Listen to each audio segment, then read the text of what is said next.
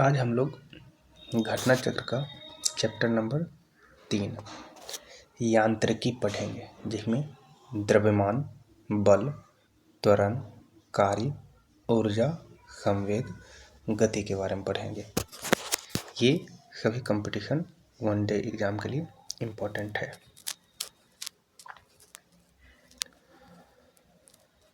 तो इसमें हम लोग पहला क्वेश्चन देखेंगे और पहला क्वेश्चन जो मेरा है कि न्यूटन के गति का पहला नियम जाना जाता है। तो न्यूटन की गति का पहला नियम जो है जड़त्व के नियम के नाम से भी जाना जाता है, या इसी को जड़ता का नियम कहा जाता है। पहले नियम के अनुसार कोई भी वस्तु तब तक अपनी स्थिति बनाए रखेगा जब तक कोई बाह्य बल उस पर कार्य ना करे। तो न्यूटन के प्रथम नियम को जड़त्व का नियम भी कहा जाता है। साधारण यंत्र किसी व्यक्ति की सहायता करता है, तो क्या चीज में सहायता करता है? कम बल का प्रयोग करके भी उतना ही मात्रा में काम करने में। एग्जाम्पल के रूप में अगर हम कुआं से पानी निकालते हैं बाल्टी द्वारा तो ज़्यादा एनर्जी लगता है, जो कि उतना ही पानी हम कल के द्वारा निकाल लेते हैं। मशीन का प्रयोग कर ली तो उसके कम एनर्जी में उतना काम हो गया। तो साधारण यंत्र किसी व्यक्ति की सहायता कम बल का प्रयोग करके उतना ही मात्रा में काम करने में करता है।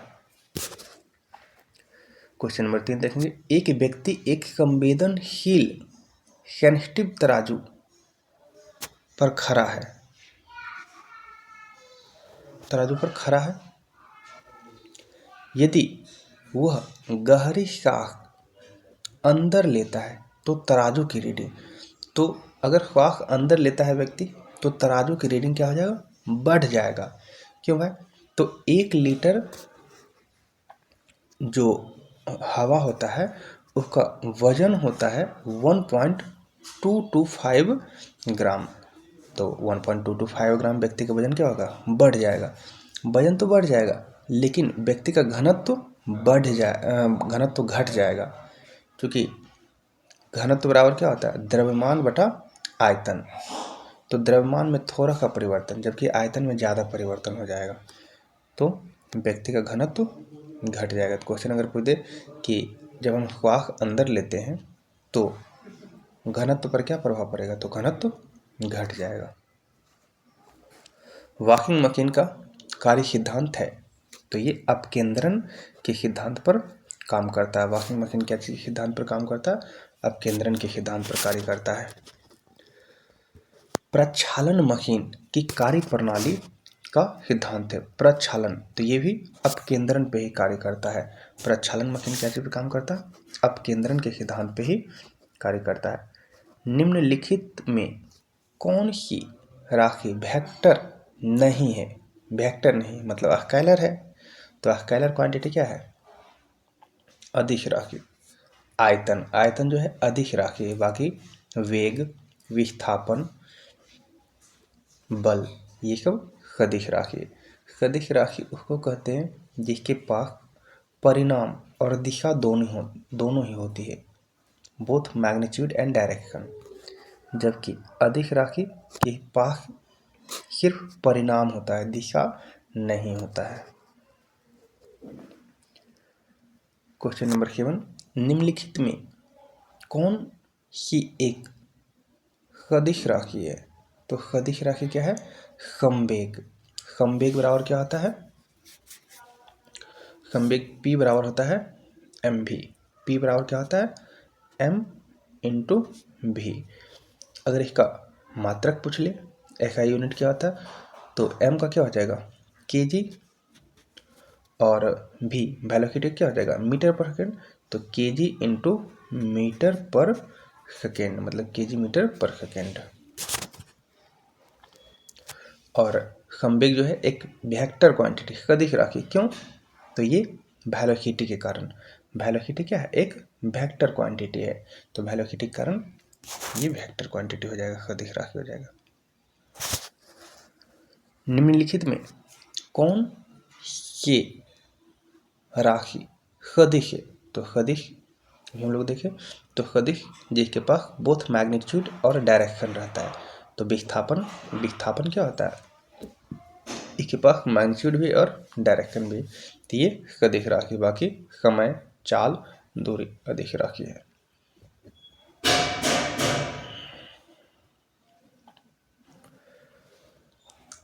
पदार्थ के संवेग और वेग में के अनुपात कौन सी भौतिक राशि प्राप्त होता है?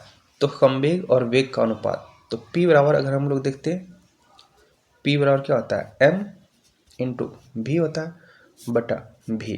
तो भी कैंसिल हो जाएगा, तो सिर्फ M बच जाएगा, तो द्रव्यमान प्राप्त होगा। बल गुणनफल है, तो F बराबर क्या होता है? F बराबर हम लोग जानते हैं, F बराबर होता है M इंटू ए, और इसका मात्रक होता है, या तो आप न्यूटन कह लो या फिर केजी मीटर पर सेकेंड स्क्वायर।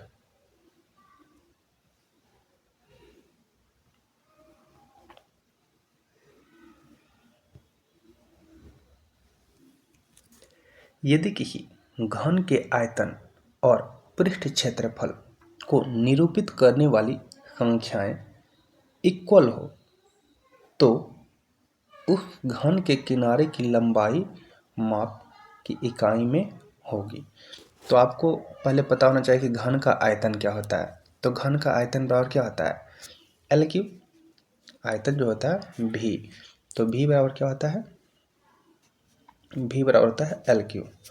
और पृष्ठ क्षेत्रफल एरिया बराबर होता है 6L स्क्वायर। तो जब आप दोनों को कंपेरिजन बोल रहा है, दोनों बराबर है, तो एल क्यू बराबर 6L स्क्वायर। अब यहाँ से स्क्वायर से ये एल क्यू कट जाएगा तो एल बचेगा, तो एल बराबर 6, तो एल बराबर आपका आंसर क्या हो जाएगा? 6।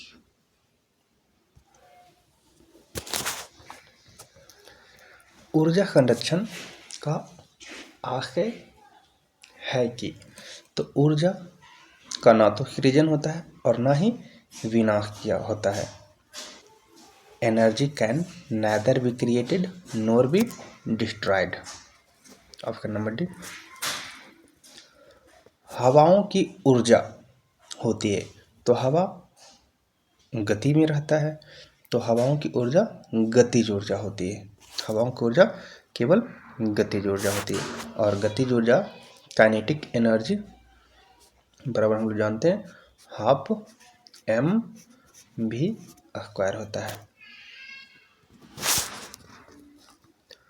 वायु शक्ति विंड पावर में ऊर्जा का कौन सा रूप विद्युत ऊर्जा में परिवर्तित होता है? तो विंड पावर अभी हम लोग देखें तो विद्युत ऊर्जा में परिवर्तित क्या हो जाएगा? गतिज ऊर्जा।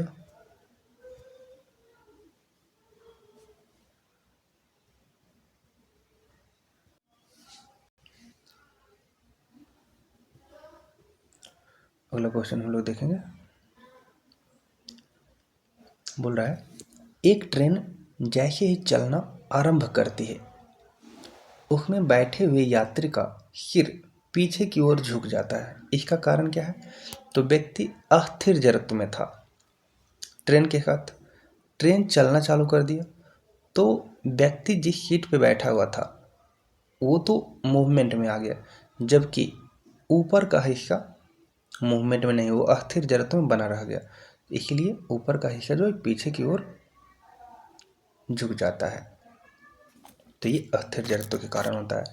जैसे ही ट्रेन या बस चलना प्रारंभ कर देता है तो उसमें जो बैठे यात्री होता है उसका सिर पीछे की ओर झुक जाता है। ये कारण क्या है? अस्थिर जड़त्व। नेक्स्ट क्वेश्चन हम लोग देखेंगे, एक पूर्णतः घर्षणहीन पृष्ठ पर खड़ा एक व्यक्ति सीटी बजाने से अपने को गति में ला सकता है?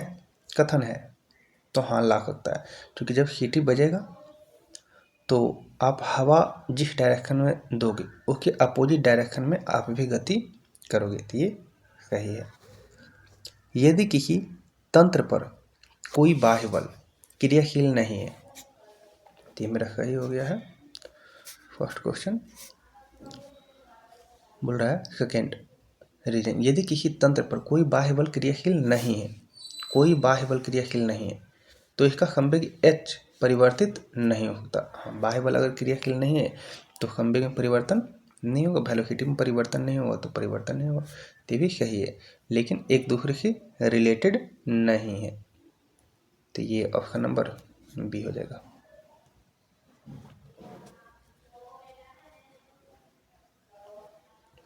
नेक्स्ट हम लोग देख रहे हैं सड़क पर चलने की अपेक्षा बर्फ पर चलना कठिन है। क्यों? क्योंकि सड़क पर फ्रिक्शन ज़्यादा होता है, जबकि बर्फ पे फ्रिक्शन कम होता है, तो जहाँ पे फ्रिक्शन कम होगा वहाँ पे चलना ज़्यादा कठिन होगा, तो इसमें ऑप्शन नंबर हो जाएगा बर्फ सड़क का तो नहीं, तो ऑप्शन नंबर डी हो जाएगा। बर्फ में सड़क की अपेक्षा घर्षण कम होता है।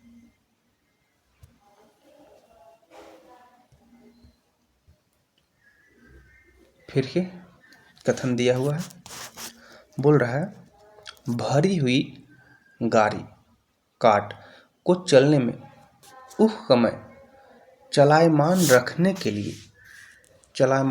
के लिए आवश्यक ताकत की अपेक्षाकृत अधिक ताकत से धक्का देना पड़ता है। बोल रहा है कोई वस्तु रुका हुआ है, तो जब उसको चलाते हैं गाड़ी को, तो स्टार्टिंग में ज़्यादा एनर्जी हमको देना पड़ता है, जबकि फिर जब चलने लगता है तो कम। क्यों? क्योंकि जब चलने लगता है तो रोलिंग फ्रिक्शन में आ जाता है स्टैटिक, इसलिए कम होता है। तो इसका हो जाएगा कि एक बार गाड़ी चलने के बाद घर्षण कम हो जाता है। नेक्स्ट आपका क्वेश्चन है 19 नंबर, बोल रहा है एक मनुष्य अस्थिर नाव में 5 मीटर प्रति सेकंड की चाल से कूदा। 5 मीटर मनुष्य का गति यहाँ पे दिया हुआ आपको 5 मीटर प्रति सेकंड, ठीक ना, 5 मीटर पर सेकंड दिया हुआ। अच्छा, कूदा और नाव 0.5 मीटर प्रति सेकंड की चाल से, ठीक है, आप नाव पे कूदे तो नाव थोड़ा खींचेगा, तो पॉइंट नाव का दे दिया 0.5 मीटर पर सेकंड। बताएं कि नाव का द्रव्यमान मनुष्य के द्रव्यमान की कितना गुना है। तो ये आप द्रव्यमान संरक्षण के नियम से इसको सॉल्व कर सकते हो। द्रव्यमान संरक्षण देखो लगाया भी गया है, तो द्रव्यमान संरक्षण में हम लोग क्या देखें कि दोनों कूदने का अनुपात P = mv होता है, P = mv, तो mv माइनस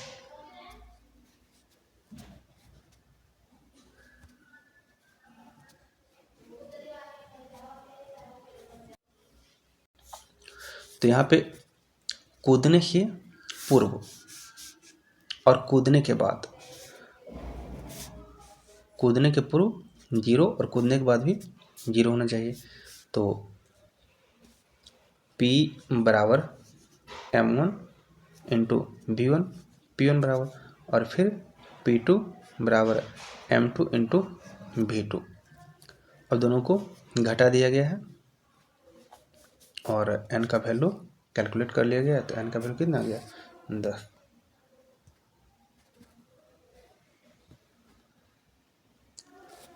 नेक्स्ट, एक ट्रक, एक कार, एक मोटरसाइकिल की गतिज ऊर्जाएं समान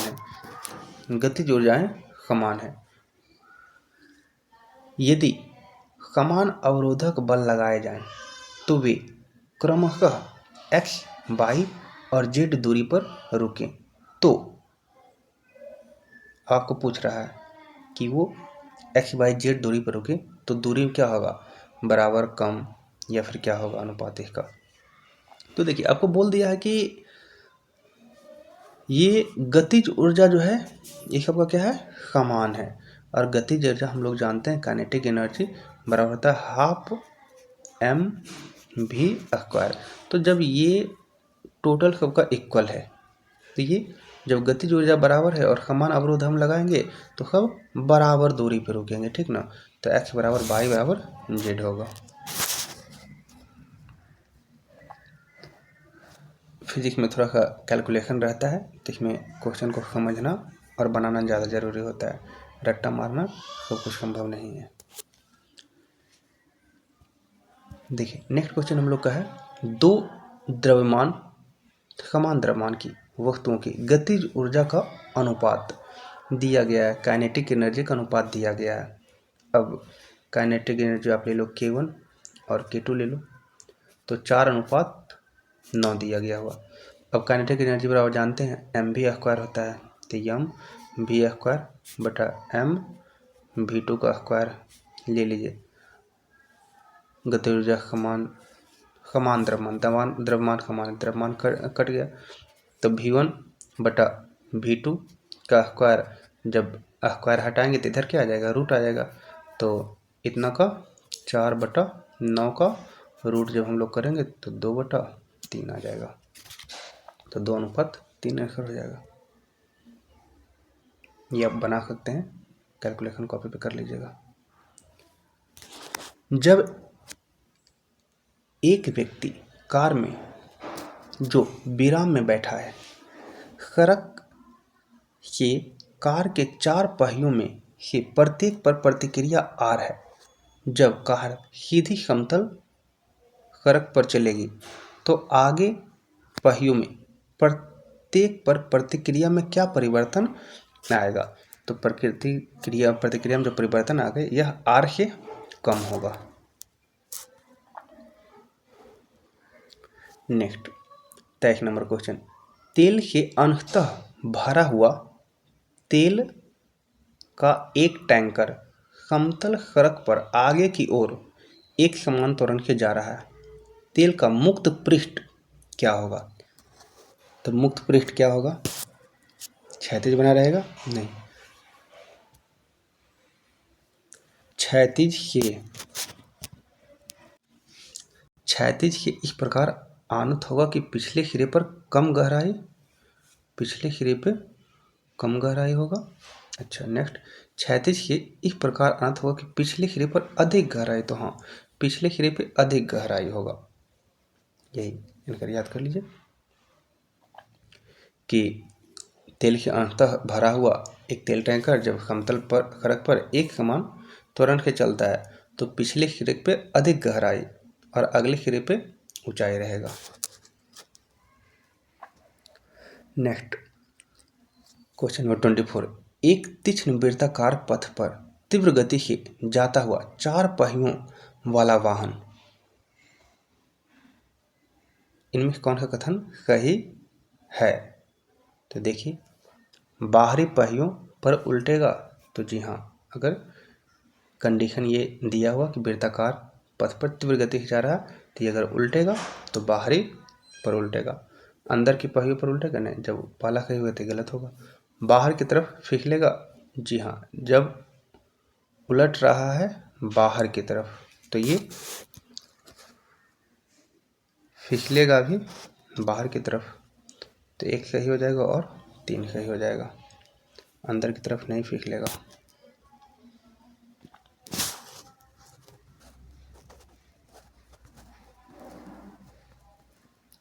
नेक्स्ट क्वेश्चन हम लोग का है, त्वरण ज्ञात करने का सूत्र कौन सा है। तो त्वरण हम लोग जानते हैं एक्सेलरेशन बराबर क्या होता है, change in velocity per unit time, तो v2 minus v1/t delta T होता है। तो यहाँ पर ऑप्शन में जो है v माइनस यू, जहाँ पर v होता है लास्ट वेग, यू होता है प्रारंभिक वेग।